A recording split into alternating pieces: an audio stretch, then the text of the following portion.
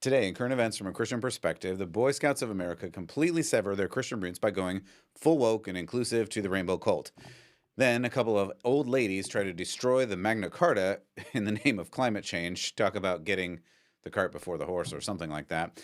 Then we check in on Apple, who decides you will own nothing and be happy by destroying all of your personal things with a smasher and replacing them with an iPad, which is just so spot on. But anyway, finally, we will end with Robert F. Kennedy going all in on ending babies' lives till birth. All this and more today. I'm Matt Odegaard, and this is Church Public.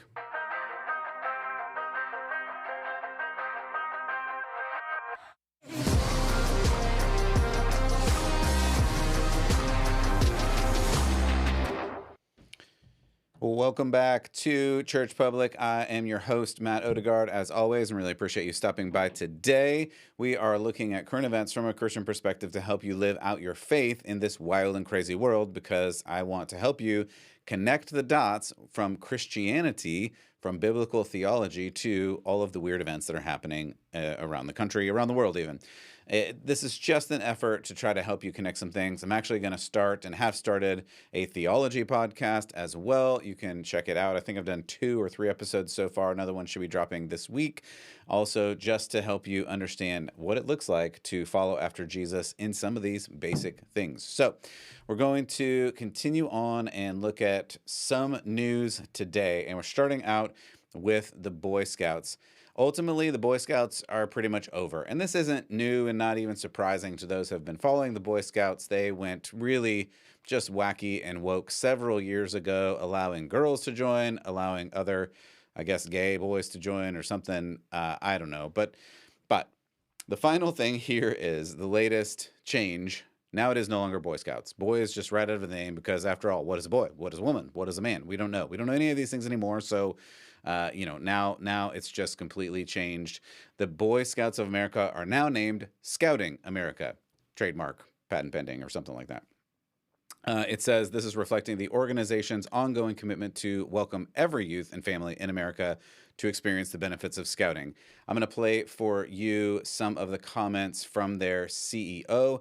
But before I do, I just wanted to give you a little bit of background in case you didn't know where the Boy Scouts came from, in case you were not a Boy Scout or even were a Boy Scout and didn't know all the history about Boy Scouts. I'm not going to do the full history. I'm going to do it in a minute and a half, maybe, if that. But I think it's important to understand the trajectory, because this is the trajectory that we see in basically everything these days. All of this crazy campus shenanigans that we're seeing from campuses, even Harvard.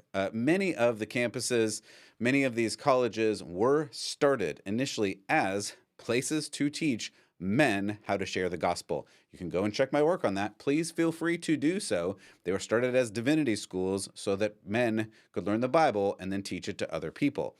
Now, of course, they're places to do other things. I don't even want to get into it at this point.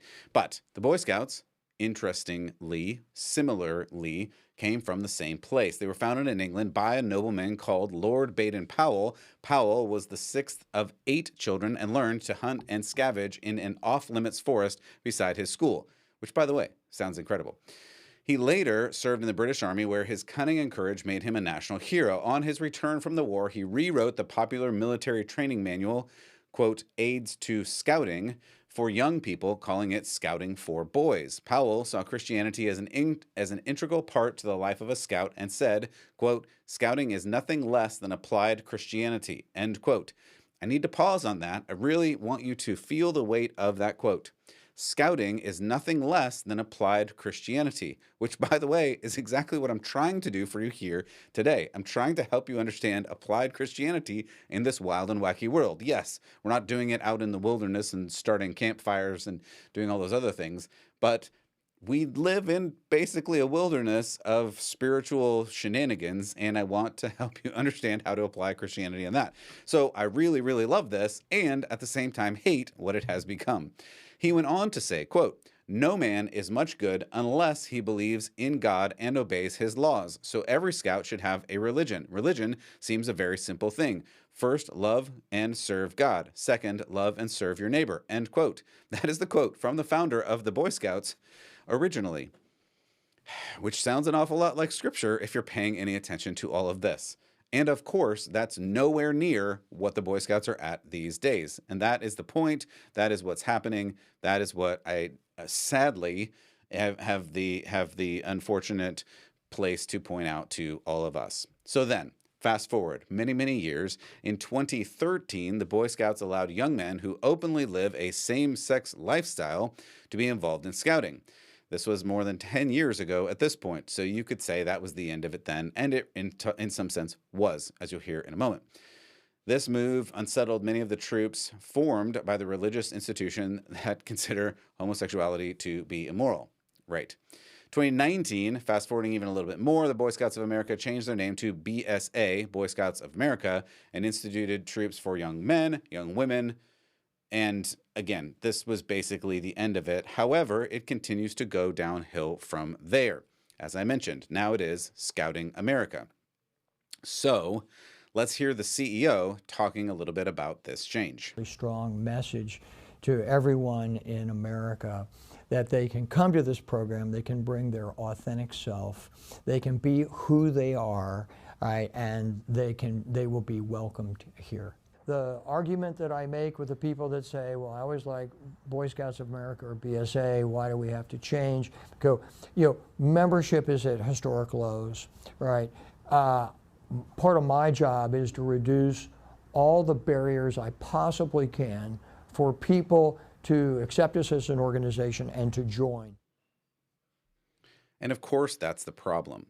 He's talking about the fact that membership is at all-time lows. And of course it is, because now you include anyone, and it has no foundation on anything. And he wants to remove barriers to basically anyone. This is the dumbest reason to have an organization. It just is. It's idiotic. The organization initially served with a specific intentional purpose, and now it has absolutely no purpose. It literally has no purpose. And I'm sad to say, and draw a parallel to some churches that I have watched and studied over the past several years, many years at that point. Just like a church, we should not be removing barriers. We should be saying true things. This is the problem. This is the problem with the Boy Scouts. This is the problem with the liberal, leftist church that's just going off the rails, like the United Methodist Church that we just saw, who just voted this past week to accept same-sex attracted priests and women as priests, and they're what are the rules? There's no more rules. It doesn't matter. They're going to reduce every barrier so that anybody can be an attendee, anybody can be a priest, anybody can be in leadership there, because it doesn't matter, and all roads lead to the same thing. And of course they don't. Everyone knows they don't. That's the problem here. You have to say true things in the church. You have to follow what God says are the qualifications, the stipulations for being a pastor. You don't get to decide. I don't get to decide. None of us get to decide. Read Timothy, Titus, Corinthians, Ephesians. Read the books of the Bible, the books of the New Testament, and then you can determine what a pastor should be. I've talked a lot about that in the past. I'm not going to go into that so much. However, this has direct application from the Boy Scouts of America, now Scouting America or whatever it is, to the church, to your everyday life, because we have to not just remove barriers and make people feel good. We have to say true things. Yes, of course, we have to say them in love. We have to say them with kindness, but we have to say true things. Back to the quote from the founder. First, love and serve God. Second, love and serve your neighbor. You have to love God first, and loving God is being true, not making things up. You have to be able to say that boys are boys, girls are not boys. If you're not a boy, you can't be a man. This organization used to be a place for boys to grow and mature into not only a man, but a man after God's own heart. Now it's just a random widget factory that is fraught with problems because everybody's the same. A boy's the same, a girl's the same, everybody's the same. And this is just the death nail in the coffin. There is no way that they can come back from this. There's none. Unless they completely flip around and say, no, we're actually going to be the Boy Scouts again, and we're actually going to do the right thing and grow boys to men, especially with the foundation of Christ, it's over. This is just over. Yes, he is reacting. The CEO is reacting to the lowest membership in years, maybe ever, but it's not going to get better. This is not a move that will make it better, because now you've just made it like every other social project which essentially means it's nothing. It has no value to a boy. It has no value to a girl. And by the way, there already is the Girl Scouts. So now what's the point? There is no point. I'll ask more clarifying questions to pique your interest. Think about it this way. Would you send your teenage boy to a camp with girls, to a camping with girls? Would you send your teenage girl to a camp with boys? Of course not. Neither of those questions you should say yes to, unless, of course, they're separated by gender, because teenage boys and teenage girls cannot be allowed to be together at camp. It's just not a good idea in any sense of the way. And if you think they are, you need to evaluate your personal, emotional, relational, spiritual standards. I'll give you one more because this is the direction that the Boy Scouts of America, formerly known, now known as Scouting America, is going. Would you send any of your kids to a camp with a confused boy who doesn't know whether he's a boy or a girl? No, no, no. You would not do any of these things, and no one is going to do any of these things, which again, sadly, is the end of the Boy Scouts. No one is going to want to join this organization. This is not going to make the organization grow. It's just going to make it die. It is over. It is sad to say, this organization was formed to make boys into Christian men. That is a great endeavor. We should have more organizations doing that. And there are some. I'm not going to mention all of them here. You can look them up if that is the thing that you really want. I think church ultimately is the place that you need to go. I think dads, especially moms and dads, need to disciple their children, grow them into Christian men and women, and then the church needs to come alongside and help and support that spiritual endeavor. But teaching confused boys who think they're girls how to boil water on a campfire, no one is going to sign up for that. All right, let's keep going. I don't know. Yeah, from depressing, now we're going to go to sad. And we're going to go to sports. Now, listen, it's not going to be as fun of the sports as we did last time. I think last time we did a football, basketball combo. But for those who know me, it's no secret that I grew up surfing. And surfing is so fun. It is not as easy as they make it look on TV, but it is fulfilling. It is a wonderful sport. Some of you out there who might be listening and you are surfers, you know, it's amazing. And here's one thing I can tell you firsthand. This is going to be shocking to you. Boys are different than girls. I know. You know that. But if you're listening to me, you're already above average. You're above average in intelligence, political acumen. But because I now have to say common sense things out loud, we need to say again that boys are different than girls, especially and even in sports and even in surfing. So here's the latest story. It is ridiculous, but we have to say it. And it caught my attention because, of course, surfing. The Huntington Beach Longboard Pro Surf Competition was set for this last Saturday until the California Coastal Commission showed up and said, no, you can't have this competition. Now you would think, oh, is this an environmental thing? Is this because they were polluting the water with their surfboards? I don't know, right? What is the California Coastal Commission going to say about this? No, it had nothing to do with the environment.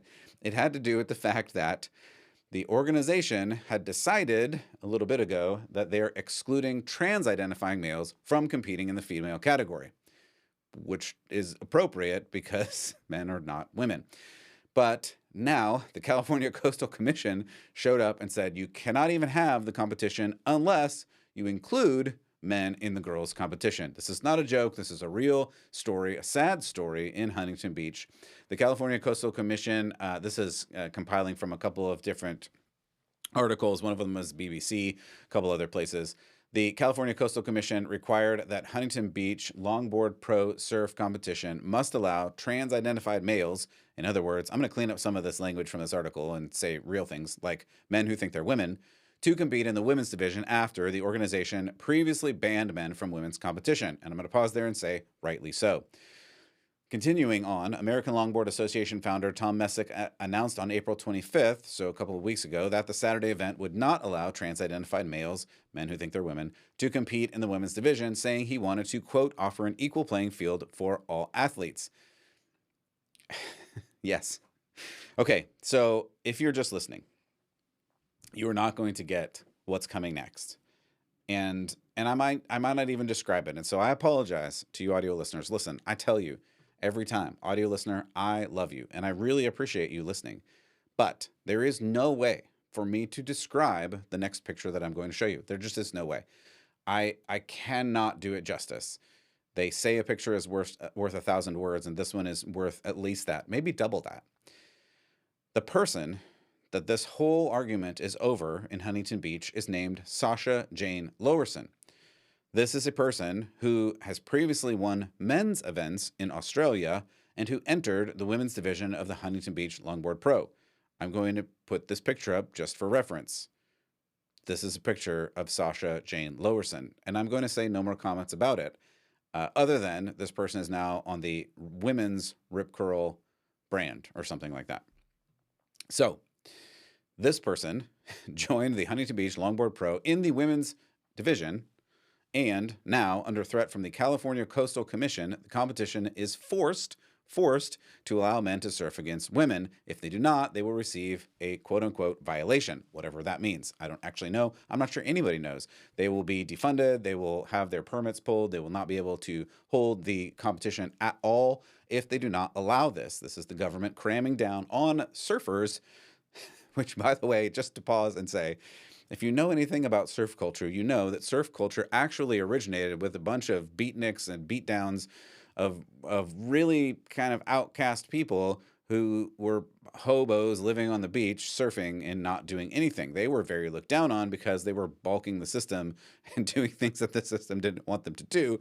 Now the government is saying, surfers, you've got to do what we want you to do or else! Exclamation point. All right, so according to the California Coastal Commission, local sporting events that do not allow transgender women to compete in female divisions could be shut down. According to them, quote, surf contests in state waters must be carried out in a lawful manner that does not discriminate based on gender, end quote. This was spokesman Joshua Smith talking to the BBC. I have so many thoughts and comments. I'll just keep talking about this letter. So the letter to the organizers from the coastal agency, CCC, said that a ban on transgender women from competing is not consistent with public access, recreation, and environmental justice policies of the Coastal Act. And I have to pause there again and say, what is environmental justice? How do you make the environment just? And especially, man, this is one of those buzzwords that really bugs me. I'm not going to spend too much time on it because you've already checked out of this story, but you just have to think about those words, environmental justice. So if you don't believe there's a God, why do you think the environment cares about you? First of all, if you don't think there's a God, the environment is just nature and it has no care for you at all because it's not a living organism, and therefore you're just a speck, you're an ant on a globe in the sky. Like, how is there environmental justice? How can you possibly change the environment to a just perspective because the environment's going to do whatever the environment's going to do? However, if you do believe there's a God, then are you saying that God is not just, or are you saying that God is making the environment punish people, or see where this goes? Like, logically out of control. Anyway, I don't want to talk about that too much more. It's a good theology point, but I would go on for another 30 minutes, and you don't have time for that. Come back later. We'll talk about that later. All right, so Todd Messick said he was told, quote, this went all the way to the California governor's desk, according to the BBC, end quote. And again, that's Governor Gavin Newsom. I just have to pause there and say, that is sad, but it makes sense, right? Like, this is going all the way to the top. The powers that be are saying, you must do what we want you to do, especially when, and I've talked about this before, nature is true because God is real. So, in other words, you can fight against nature. You can pretend nature doesn't exist, and I'll be more specific. A man is a man. You can pretend that a man is not a man, but you're fighting against nature, biology, and the created order established by God. The only way to fight against the created order, because we all have eyes and can see reality, is to make, by force, the government cause you to do things that are not real, like, say, a man is a woman. That's the only way to make this work, because lies do not have power unless people force you to believe the lie. Truth has power because it just is by nature true. See the difference? There's a really big difference in between the two, which is why it's important to note, from a Christian perspective, this thing about surfing, about a man surfing in a woman's category, goes all the way to the governor of a state to say, yes, that has to happen because we have to push this down because it has to be true, even if it's not true. That's the reality of what we're dealing with here. Messick went on to say, quote, "For me, I was trying to do the right thing. It wasn't something I ever expected to have to deal with, not in our little longboard community," end quote. And this is a great synopsis of what we see going on here. This is the point. It doesn't matter how small you think your community is. You think your women's longboarding community is small in the global scale. It doesn't matter, because if there is truth that goes against the lie in anywhere, in any category, it has to be destroyed. You see this over and over in history. It's the way the ideology works. The ideology will, and probably for you already has, infected every area of your life, and it is not only going to stop, it's not going to even ask you, request you to celebrate their life choices. This ideology is going to force you to approve and include them in your events. You will have to do this. You will not have a choice, and they will have the force of the government behind them, threatening fines, and likely worse if you don't comply with their demands. Don't believe me? Keep watching stories like this. Speaking of weird stories like this, we're going to go to the Magna Carta. I'm going to do my best to not go all historical on this. If you have never heard of the Magna Carta, I encourage you to spend 5 minutes looking up what the Magna Carta is. I will describe it very briefly. I will not go into it too much. I will really try not to. I happen to love it, and the reason that I love it is the Magna Carta is one of those points in history you can look to see what is going on. Oops. The Magna Carta is one of those points you can look to see what's going on where the powers that be are determining who has the authority to enforce law. For instance, Rex Lex, Rex being king, King Rex, and Lex being law, like lexicon, something like that. Rex Lex was this idea in England that the king was the law, and the king was, in essence, God. The king got to make law because they were God. Then it switched around to Lex Rex. The law is king, not the king being God. That means that the law, which is based on created order through God, then allows us to really understand that the king, while a governor and should govern and needs to govern, is not in charge of the world. God is in charge of the world. We can read Romans 13 for some more information on that. So that's all I'm going to say about the Magna Carta at the moment. But what I want you to know is 2 climate change protesters, aged 82 and 85, attempted to smash the case holding an original text of the Magna Carta in the British Library. And one of them was like a retired biology teacher. One of them was an Anglican priest. There's a problem there. It's a lady that was an Anglican priest. But anyway, and they were stopped by security staff. Let's just watch a little bit of this. I may do volume. I may not. Let's kind of see here. So if you're just listening, you see these 2 ladies, and they have a chisel and a mallet. They are just smashing the case holding the Magna Carta.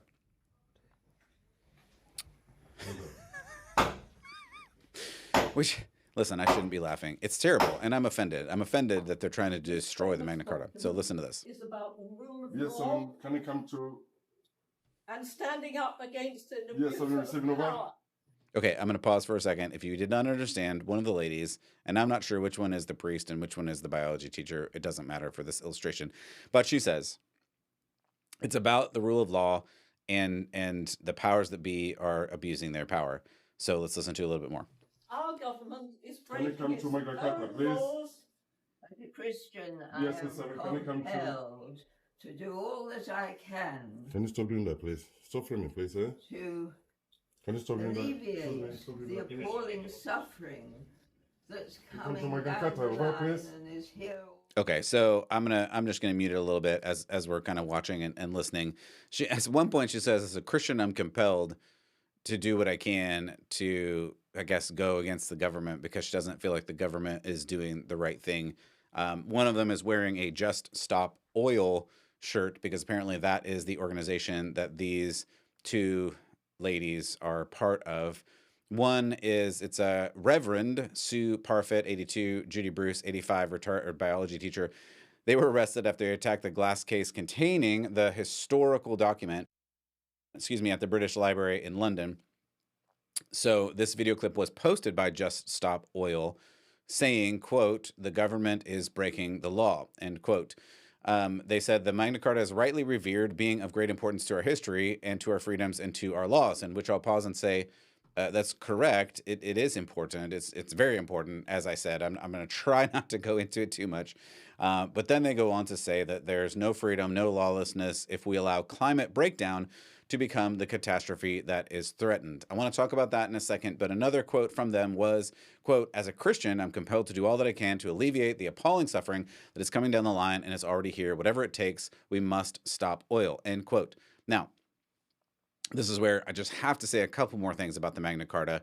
One is that if you prefer freedom of religion, this is a prominent appearance, a prominent note in the order of having religious freedom, because in other places, religion was forced and all you could do was whatever the government told you could do. Here's a quote from the Magna Carta: "That the English Church shall be free and enjoy her rights in the integrity and her liberties untouched." And section 1 begins with the declaration that the English Church has the freedom from the king's interference, especially in the matter of electing, appointing its officials, because the king kept appointing people to the church to tell the church what to do and try to run the church, which of course is a bad idea and goes against what I would say Romans 13.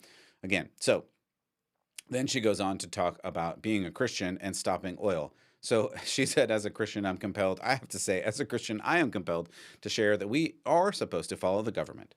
We are. Romans 13. Again, as long as, there's a big asterisk here, as long as the government is in line with the kingdom of God. The claim here by climate alarmists is they think we're killing the planet by using the resources of petroleum, oil, to heat, to drive autos, to make stuff that makes life better. That's the problem. So she's saying, just stop oil. What does that mean? We don't use oil anymore? You want to go back to burning dung like some civilizations do, or burning charcoal like Haiti did and raised all of the trees on their whole side of the island? Just look at a map. Look at a map for a moment. Pause this, go to the whatever your favorite map place is. It shows you a satellite picture. Look at the Dominican side and the Haitian side and say, oh, one side looks really green because there's jungles there, and one side looks like a desert because there's no more trees there. And ask yourself why. Why did that happen? The reason it happened is they cut down on the Haitian side all of the trees to make into charcoal to use, and so you're saying just stop oil. How about we don't cut down all of the trees? I mean, but are you talking to them? Do you care about them? No, you're just saying just stop oil. Or what about people freezing to death because they're not allowed to use heating oil? This climate cult is frustrating, not because they care about the environment, because they don't care about people. They want to get rid of people. People are the problem in the climate cult. And the reason, you're like, what does the Magna Carta have to do with any of this? And they think that the government is enforcing things and forcing you to destroy the creation. And that's not the way it is. It's that we often, and I can say this, we often contribute to a bad climate because we don't steward things well. That's absolutely true. But destroying the document that says kings are not above the law and that you should have freedom of religion is not the way to accomplish anything. And it's just wild that somehow they got in their heads this was the way to do it. So again, for more on this, read Lex Rex, understand Rex Lex. Either the king is law or the law is king. You can't have both. The Magna Carta was a great step on the journey to say the king was not divine, and the only king that is divine is Jesus. Okay, let's keep going on this. Man, we've got to talk about Apple. Now, the last time that I tried to play an Apple video, it got taken down because apparently they have all the copyrights, and I'm not sure. I'm not sure what's going to happen. So I'm going to try to play this.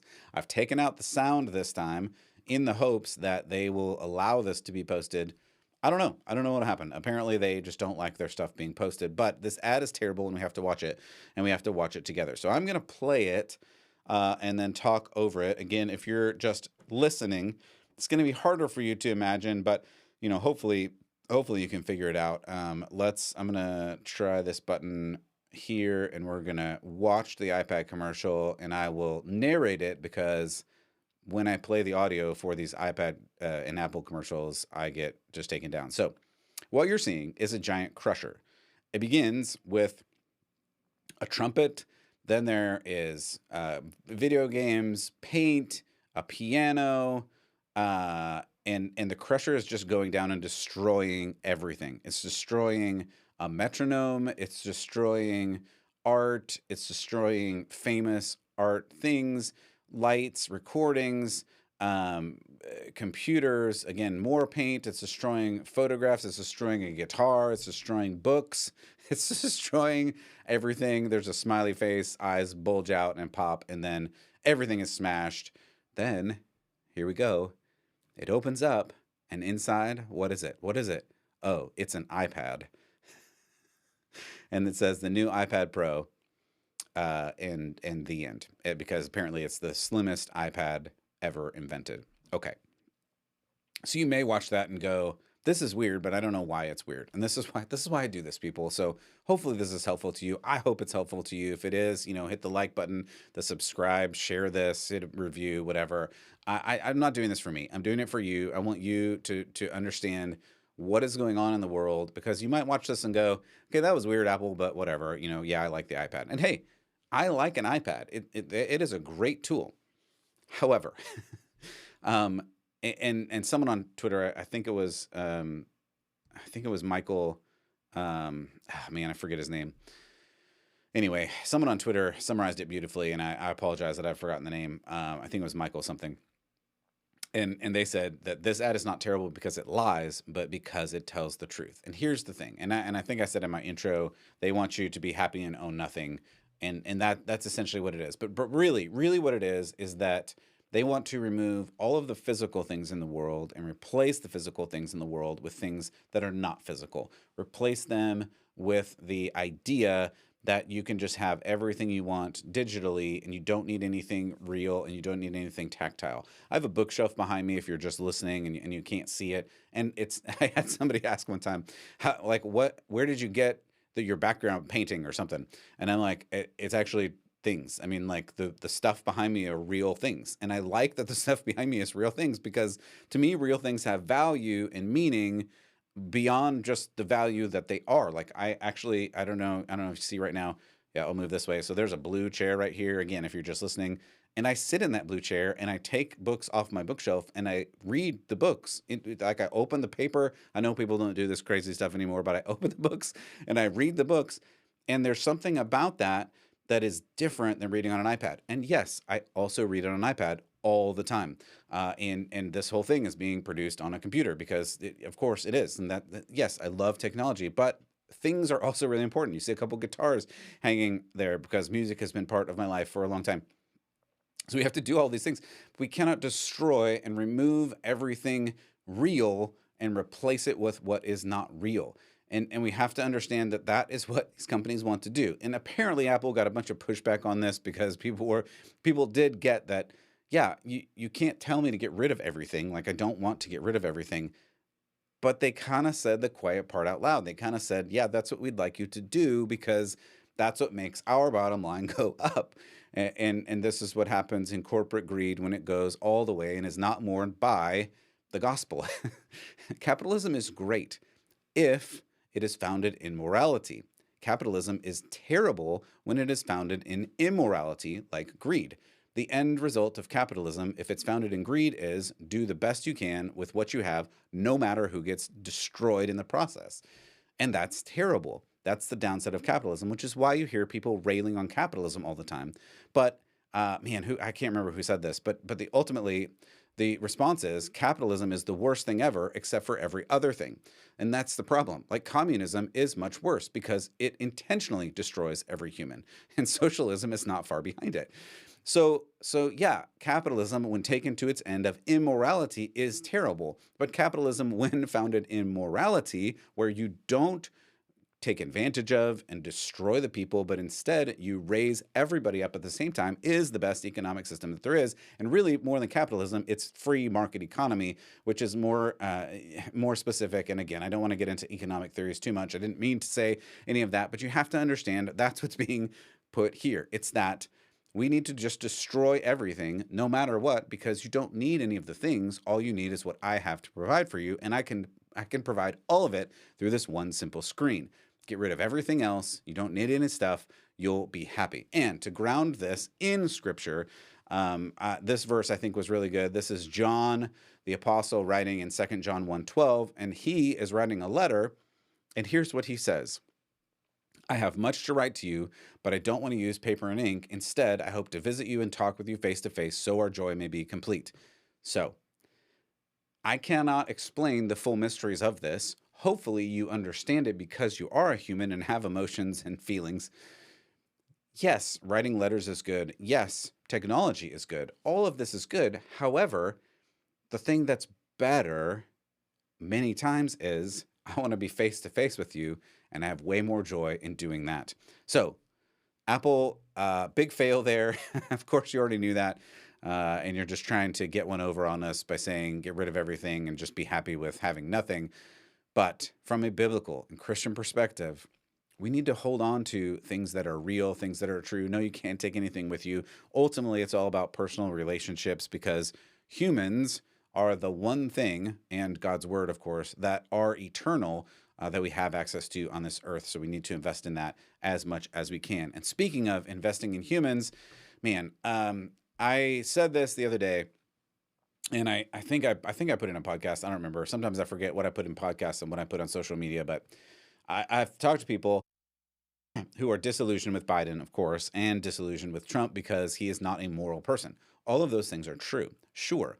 But the reality is this is a two-party race, and there is a third. But the third has been interesting, and that is Robert F. Kennedy. And some people are like, oh, he's better. He's a better candidate because he's against some of the schmaxines.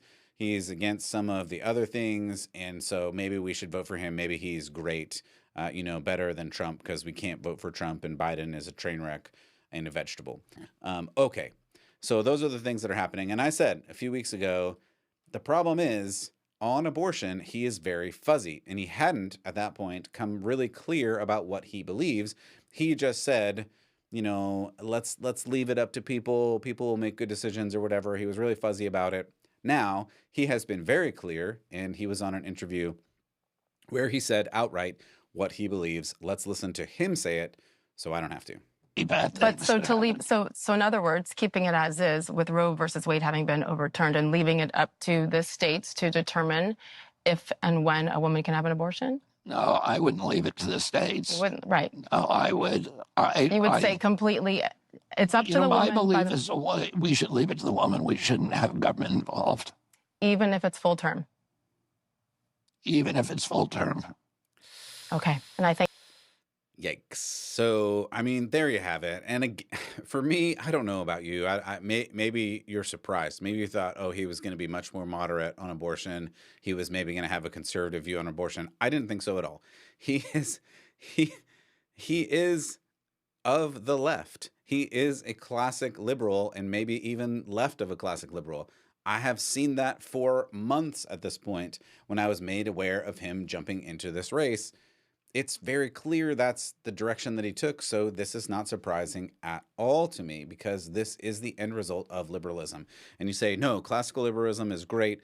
It's just not. The problem is it's not. The problem is you either are a classical liberal and you can say, well, that's not a leftist.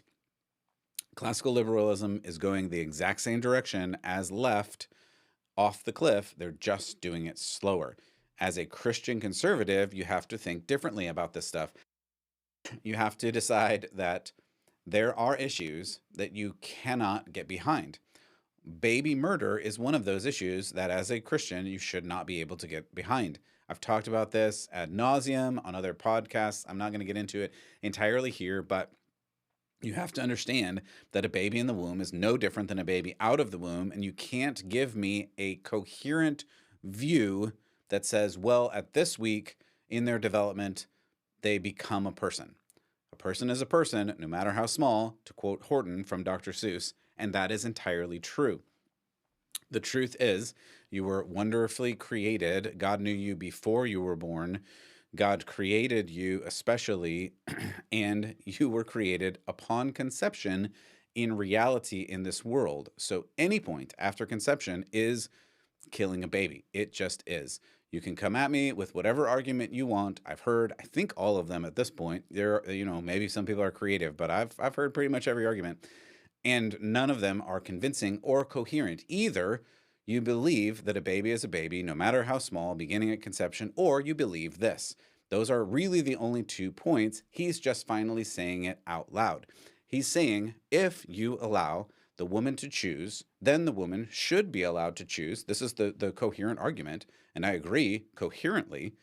The logical argument is, if you allow a woman to choose to end their baby's life, then what is the limit for? There's no limit. There should be no limit. If you allow a mom to end their baby, it should be at any point they want, because at that point you've already determined that the person's not a person. So now you're just arguing about timing.